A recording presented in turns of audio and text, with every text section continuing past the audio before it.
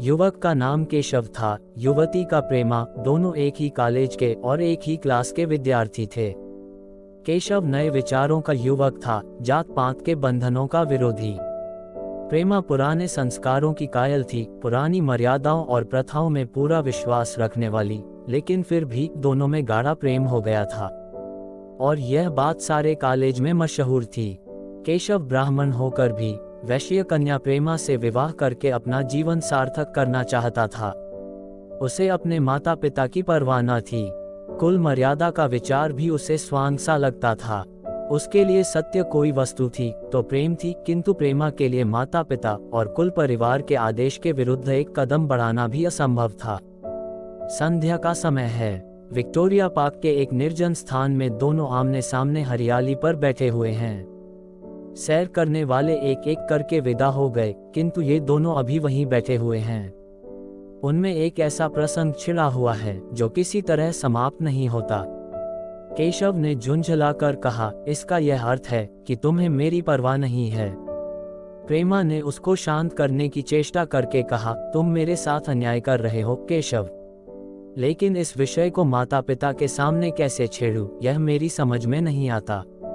वे लोग पुरानी रूढ़ियों के भक्त हैं। मेरी तरफ से कोई ऐसी बात सुनकर मन में जो जो शंकाएं होंगी उनकी तुम कल्पना कर सकते हो। केशव ने उग्र भाव से पूछा, तो तुम भी उन्हीं पुरानी रूढ़ियों की गुलाम हो? प्रेमा ने अपनी बड़ी बड़ी आंखों में मृदु स्नेह भरकर कहा, नहीं, मैं उनकी गुलाम नहीं हूँ, लेकिन माता पिता की इच्छा मेरे लिए और सब चीजों से अधिक मान्य है। केशव बोला, तुम्हारा व्यक्तित्व कुछ नहीं है। प्रेमा ने कहा, ऐसा ही समझ लो। केशव बोला, मैं तो समझता था कि ये ढकोसले मुख के लिए ही हैं, लेकिन अब मालूम हुआ कि तुम जैसी विदुषियां भी उनकी पूजा करती हैं। जब मैं तुम्हारे लिए संसार को छोड़ने को तैयार हूँ तो तुमसे भी यही आशा करता हूँ। प्रेमा ने मन में सोचा, मेरा अपनी देह पर क्या अधिकार है? जिन माता पिता ने अपने रक्त से मेरी सृष्टि की है और अपने स्नेह से उसे पाला है, उनकी मर्जी के खिलाफ कोई काम करने का उसे कोई हक नहीं।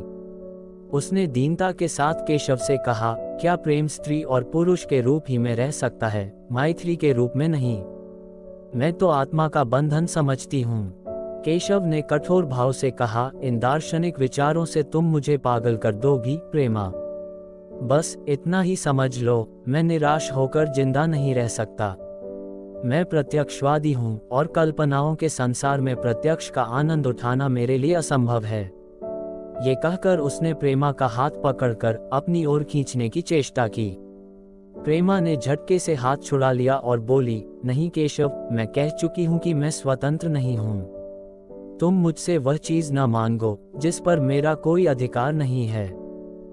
केशव को अगर प्रेमा ने कठोर शब्द कहे होते तो भी उसे इतना दुख न हुआ होता। एक क्षण तक वह मन मारे बैठा रहा, फिर उठकर निराशा भरे स्वर में बोला, जैसी तुम्हारी इच्छा। आहिस्ता आहिस्ता कदम सा उठाता हुआ वहां से चला गया। प्रेमा अब भी वहीं बैठी आंसू बहाती रही। रात को भोजन करके प्रेमा जब अपनी माँ के साथ लेटी तो उसकी आंखों में नींद न थी। केशव ने उसे एक ऐसी बात कह दी थी जो चंचल पानी में पड़ने वाली छाया की तरह उसके दिल पर छाई हुई थी। प्रतिक्षण उसका रूप बदलता था, वह उसे स्थिर न कर सकती थी। माता से इस विषय में कुछ कहे तो कैसे? लज्जा मुंह बंद कर देती थी। उसने सोचा, अगर केशव के साथ मेरा विवाह न हुआ तो उस समय मेरा क्या कर्तव्य होगा? अगर केशव ने कुछ उद्दंडता कर डाली तो मेरे लिए संसार में फिर क्या रह जाएगा? लेकिन मेरा बस ही क्या है? इन भांति भांति के विचारों में एक बात जो उसके मन में निश्चित हुई वह ये थी कि केशव के सिवा वह और किसी विवाह न करेगी। उसकी माता ने पूछा, क्या तुझे अब तक नींद न आई?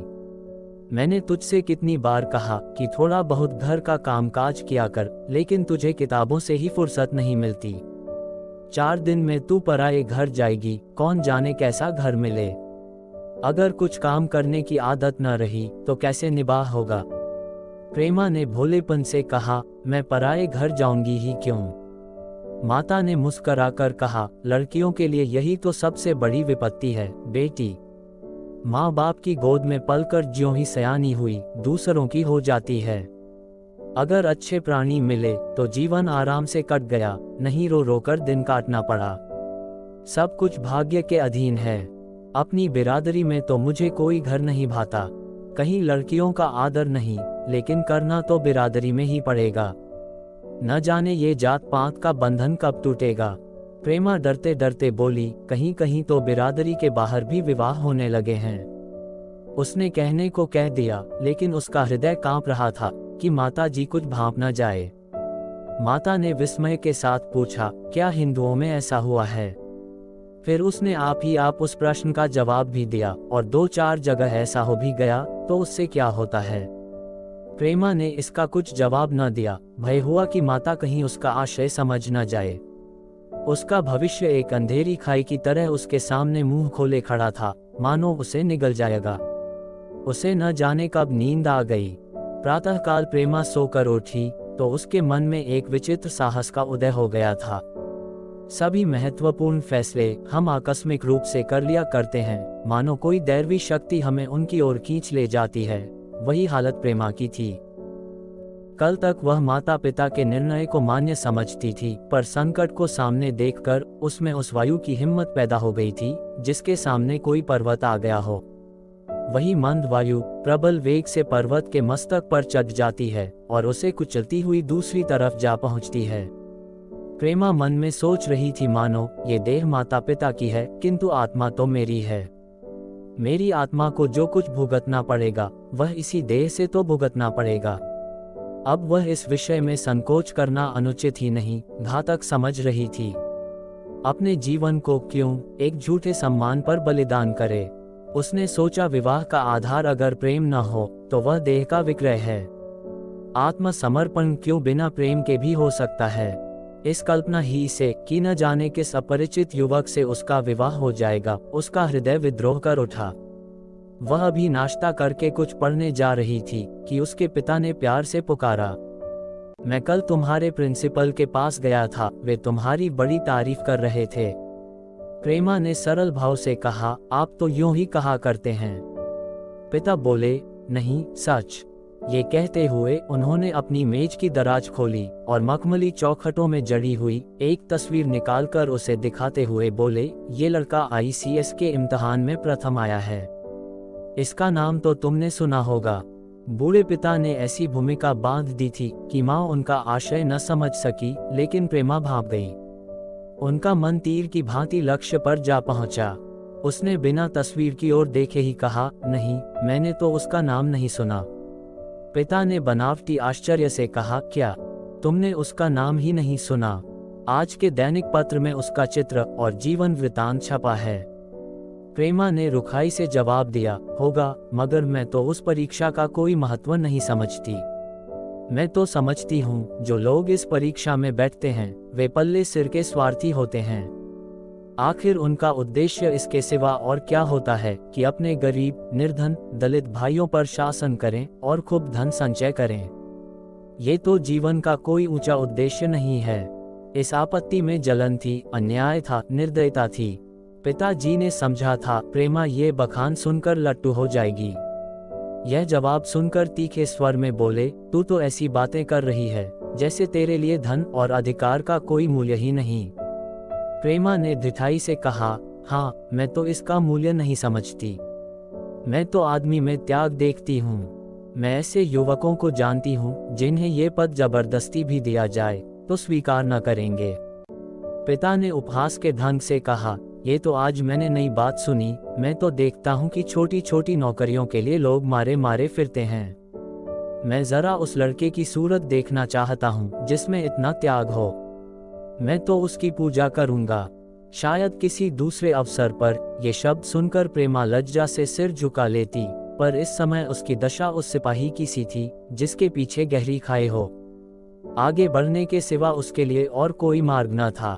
अपने आवेश को संयम से दबाती हुई, आंखों में विद्रोह भरे, वह अपने कमरे में गई और केशव के कई चित्रों में से वह एक चित्र चुनकर लाई जो उसकी निगाह में सबसे खराब था और पिता के सामने रख दिया। बूढ़े पिताजी ने चित्र को उपेक्षा के भाव से देखना चाहा, लेकिन पहली दृष्टि ही में उसने उन्हें आकर्षित कर लिया। ऊंचा कद था और दुर्बल होने पर भी उसका गठन स्वास्थ्य और संयम का परिचय दे रहा था। मुख पर प्रतिभा का तेज न था, पर विचारशीलता का कुछ ऐसा प्रतिबिंब था जो उसके मन में विश्वास पैदा करता था। उन्होंने उस चित्र की ओर देखते हुए पूछा, ये किसका चित्र है? प्रेमा ने संकोच से सिर झुकाकर कहा, यह मेरे ही क्लास में पढ़ते हैं। पिता ने पूछा, अपनी ही बिरादरी का है? प्रेमा की मुखमुद्रा धूमिल हो गई। इसी प्रश्न के उत्तर पर उसकी किस्मत का फैसला हो जाएगा। उसके मन में पछतावा हुआ कि व्यर्थ में इस चित्र को यहाँ लाए। उसमें एक क्षण के लिए जो दृढ़ता आई थी, वह इस पहले प्रश्न के सामने कातर हो उठी। दबी हुई आवाज में बोली, जी नहीं, वह ब्राह्मण हैं। और यह कहने के साथ ही क्षुब्ध होकर कमरे से निकल गई, मानो यहाँ की वायु में उसका गला घुटा जा रहा हो, और दीवार की आड़ में होकर रोने लगी। लाला जी को तो पहले ऐसा क्रोध आया कि प्रेमा को बुलाकर साफ साफ कह दें कि यह असंभव है। वे उसी गुस्से में दरवाजे तक आए, लेकिन प्रेमा को रोते देखकर नम्र हो गए। इस युवक के प्रति प्रेमा के मन में क्या भाव थे, यह उनसे छिपा न रहा। वे स्त्री शिक्षा के पूरे समर्थक थे, लेकिन इसके साथ ही कुल मर्यादा की रक्षा भी करना चाहते थे। अपनी जाति के सुयोग्य वर लिए अपना सर्वस्व अर्पण कर सकते थे, लेकिन उस क्षेत्र के बाहर कुलीन से कुलीन और योग्य से योग्य वर की कल्पना भी उनके लिए असह्य थी। इससे बड़ा अपमान वे सोच ही न सकते थे। उन्होंने कठोर स्वर में कहा, आज से कॉलेज जाना बंद कर दो। अगर शिक्षा कुल मर्यादा को डुबोना ही सिखाती है तो कुशिक्षा है। प्रेमा ने कातर कंठ से कहा, परीक्षा तो समीप आ गई है। लाला जी ने दृढ़ता से कहा, आने दो, और फिर अपने कमरे में जाकर विचारों में डूब गए। 6 महीने गुजर गए। लाला जी ने घर में आकर पत्नी को एकांत में बुलाया और बोले, जहां तक मुझे मालूम है, केशव बहुत ही सुशील और प्रतिभाशाली युवक है। मैं तो समझता हूँ प्रेमा इस शोक में घुल घुल कर प्राण दे देगी। तुमने भी समझाया, मैंने भी समझाया, दूसरों ने भी समझाया, पर उस पर कोई असर ही नहीं होता। ऐसी दशा में हमारे लिए और क्या उपाय है?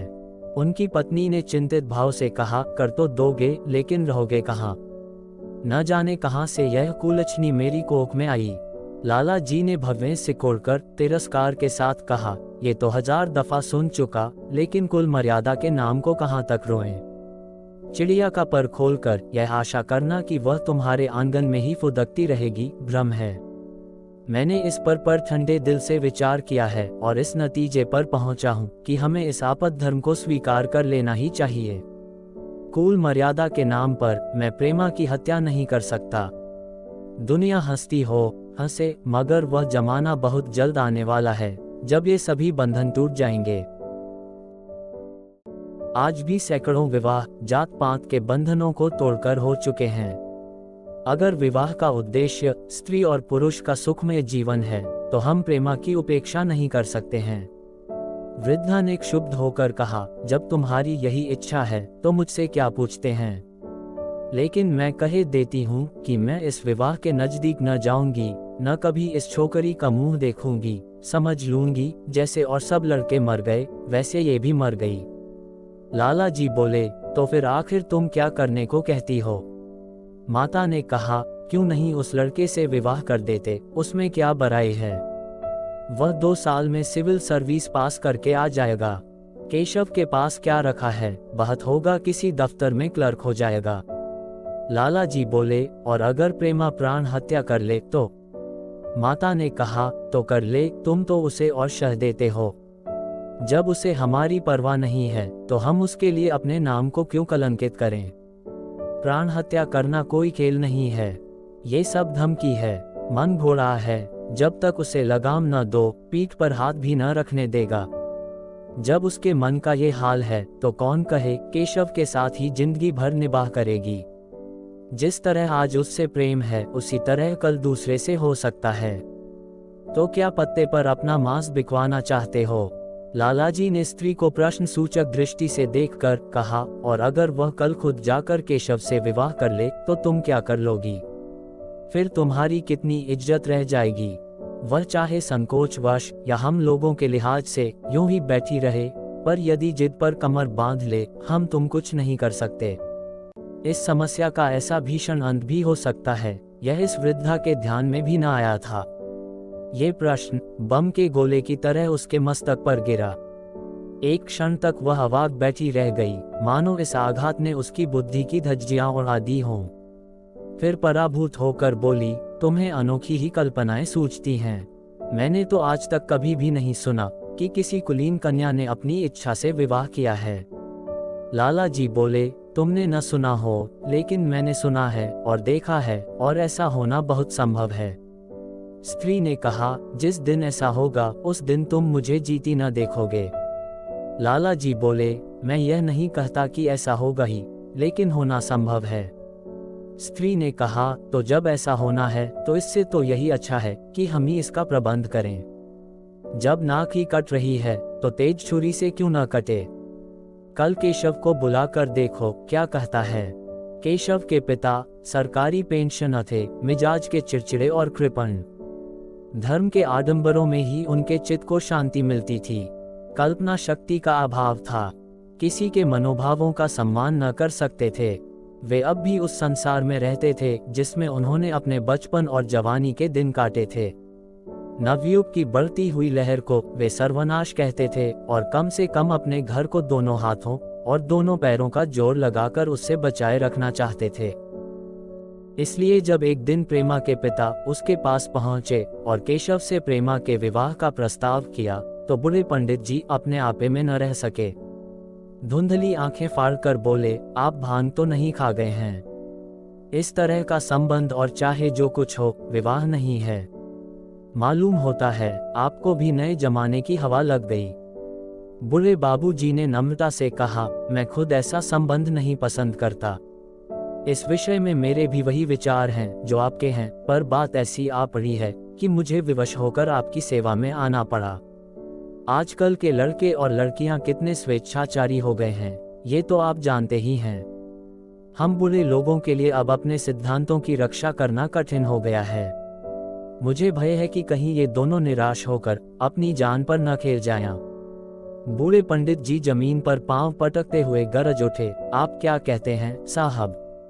आपको शर्म नहीं आती? हम ब्राह्मण हैं और ब्राह्मणों में भी कुलीन। ब्राह्मण कितने ही पतित हो गए हों, इतने मर्यादा शून्य नहीं हुए हैं कि बनिए बक्कालों की लड़की से विवाह करते फिरें। जिस दिन कुलीन ब्राह्मणों में लड़कियां न रहेंगी उस दिन ये समस्या उपस्थित हो सकती है। मैं कहता हूँ, आपको मुझसे यह बात कहने का साहस कैसे हुआ? बूढ़े बाप जी जितना ही दबते थे उतना ही पंडित जी बिगड़ते थे। यहाँ तक कि लाला जी अपना अपमान ज्यादा न सह सके और अपनी तकदीर को कोसते हुए चले गए। उसी वक्त केशव कॉलेज से आया। पंडित जी ने तुरंत उसे बुलाकर कठोर कंठ से कहा, मैंने सुना है तुमने किसी बनिए की लड़की से अपना विवाह कर लिया है। ये खबर कहाँ तक सही है? केशव ने अनजान बनकर पूछा, आपसे किसने कहा? पंडित जी ने कहा, किसी ने कहा। मैं पूछता हूँ, ये बात ठीक है या नहीं? अगर ठीक है और तुमने अपनी मर्यादा को डुबाना निश्चित कर लिया है तो तुम्हारे लिए हमारे घर में कोई स्थान नहीं। तुम्हें मेरी कमाई का एक धेला भी नहीं मिलता। मेरे पास जो कुछ है वह मेरी अपनी कमाई है। मुझे अख्तियार है कि मैं उसे जिसे चाहूं दे दूं। तुम यह अनीति करके मेरे घर में कदम नहीं रख सकते। केशव पिता के स्वभाव से परिचित था। प्रेमा से उसे प्रेम था। वह गुप्त रूप से प्रेमा से विवाह कर लेना चाहता था। बाप हमेशा तो बैठे न रहेंगे। माता के स्नेह पर उसे विश्वास था। उस प्रेम की तरंग में वह सारे कष्टों को झेलने के लिए तैयार मालूम होता था, लेकिन जैसे कोई काया सिपाही बंदूक के सामने जाकर हिम्मत खो बैठता है और कदम पीछे हटा लेता है, वही दशा केशव की हुई। वह साधारण युवकों की तरह सिद्धांतों के लिए बड़े बड़े तर्क कर सकता था, जबान से उनमें अपनी भक्ति की दुहाई दे सकता था, लेकिन इसके लिए यातनाएं झेलने की सामर्थ्य उसमें न थी। अगर वह अपनी जिद पर अड़ा और पिता ने भी अपनी टेक रखी तो उसका कहाँ ठिकाना लगेगा? उसका जीवन ही नष्ट हो जाएगा। उसने दबी जबान से कहा, जिसने आपसे ये कहा है बिल्कुल झूठ कहा है। पंडित जी ने तीव्र नेत्रों से देखकर कहा, तो ये खबर बिल्कुल गलत है। केशव बोला, जी हाँ, बिल्कुल गलत। पंडित जी ने कहा, तो तुम आज ही इसी वक्त उस बनिए को खत लिख दो और याद रखो कि अगर इस तरह की चर्चा फिर कभी उठी तो तुम्हारा सबसे बड़ा शत्रु होऊंगा। बस जाओ। केशव और कुछ न कह सका। वह यहाँ से चला तो ऐसा मालूम होता था कि पैरों में दम नहीं है। दूसरे दिन प्रेमा ने केशव के नाम ये पत्र लिखा। प्रिय केशव, तुम्हारे पूज्य पिताजी ने लाला जी के साथ जो अशिष्ट और अपमानजनक व्यवहार किया है, उसका हाल सुनकर मेरे मन में बड़ी शंका उत्पन्न हो रही है। शायद उन्होंने तुम्हें भी डांट फटकार बताई होगी। ऐसी दशा में मैं तुम्हारा निश्चय सुनने के लिए विकल हो रही हूँ। तुम्हारे साथ हर तरह का कष्ट झेलने को तैयार हूँ। मुझे तुम्हारे पिताजी की संपत्ति का मोह नहीं है। मैं तो केवल तुम्हारा प्रेम चाहती हूँ और उसी में प्रसन्न हूँ। आज शाम को यहीं आकर भोजन करो। दादा और माँ दोनों तुमसे मिलने के लिए बहुत इच्छुक हैं। मैं वह स्वप्न देखने में मग्न हूँ जब हम दोनों उस सूत्र में बंध जाएंगे जो टूटना नहीं जानता, जो बड़ी से बड़ी आपत्ति में भी अटूट रहता है। तुम्हारी प्रेमा। संध्या हो गई और इस पत्र का कोई जवाब न आया। उसकी माता बार बार पूछती थी, केशव आए नहीं। बूढ़े लाला भी द्वार की ओर आंख लगाए बैठे थे। यहाँ तक कि रात के 9 बज गए, पर न तो केशव ही आए न उनका पत्र। प्रेमा के मन में भांति भांति के संकल्प विकल्प उठ रहे थे। कदाचित उन्हें पत्र लिखने का अवकाश न मिला होगा, या आज आने की फुर्सत न मिली होगी, कल अवश्य आ जाएंगे। केशव ने पहले उसके पास जो प्रेम पत्र लिखे थे उन सबको उसने फिर पढ़ा।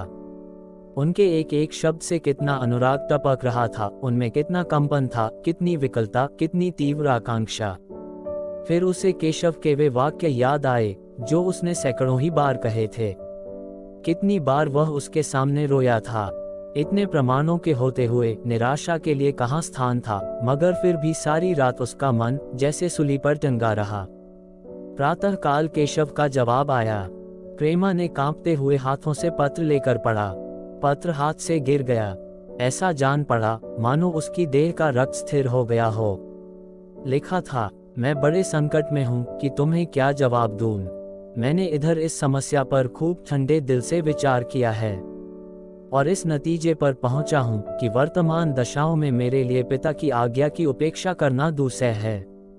मुझे कायर न समझना। मैं स्वार्थी भी नहीं हूं, लेकिन मेरे सामने जो बाधाएं हैं उन पर विजय पाने की शक्ति मुझमें नहीं है।